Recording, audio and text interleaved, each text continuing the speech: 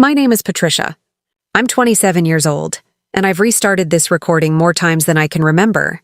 Not because I don't know the words, but because saying them out loud terrifies me. I used to believe heartbreak was the most unbearable kind of pain a person could experience, until I lost my mother. Mom was pure light. Every morning she'd hum softly while making breakfast, and every night she'd remind me, no matter how heavy life feels, there's always room for laughter. When cancer took her, it didn't just take her body, it stole that laughter from our home. My dad changed after that. We both did. He used to be strong, steady, the kind of man who could fix anything with his hands. But after she was gone, those hands just trembled. He stopped talking, stopped eating. Most days, he'd just sit in the living room for hours, staring at the chair where she used to read. I moved back home because I couldn't stand the thought of him being alone. I told myself I was there to help him heal, but deep down I knew I was hiding too. We didn't talk much. We didn't have to. Our grief spoke for us, in quiet glances, silent dinners, and cups of coffee left untouched.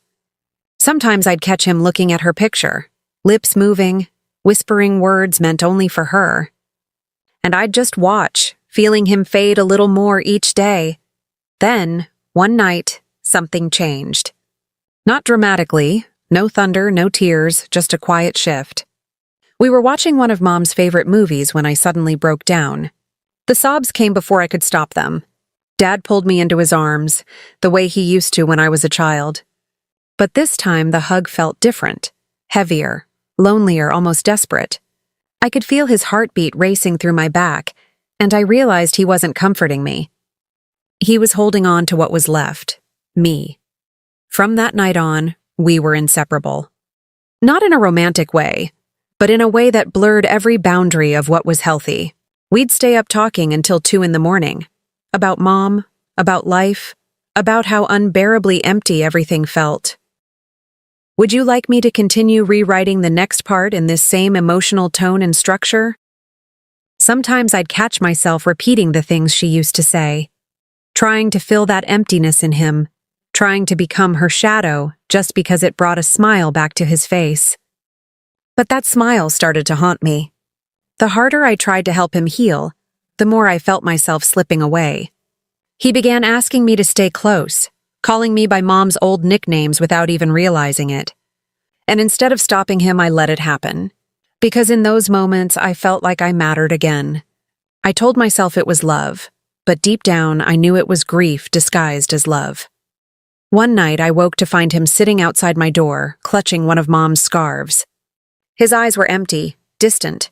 "I keep thinking she's still here," he said softly. "That if I just reach far enough, I'll find her again." Then he looked at me. But it wasn't me he saw. It was her. And that's when I finally understood. We weren't healing each other. We were slowly drowning together.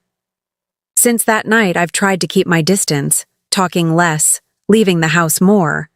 But every time I hear him cough or pass by her photo, guilt finds its way back in. I want to save him. I really do.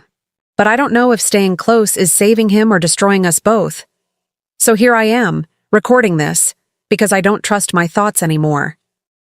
I can't tell where the line is, between love and grief, comfort and dependence.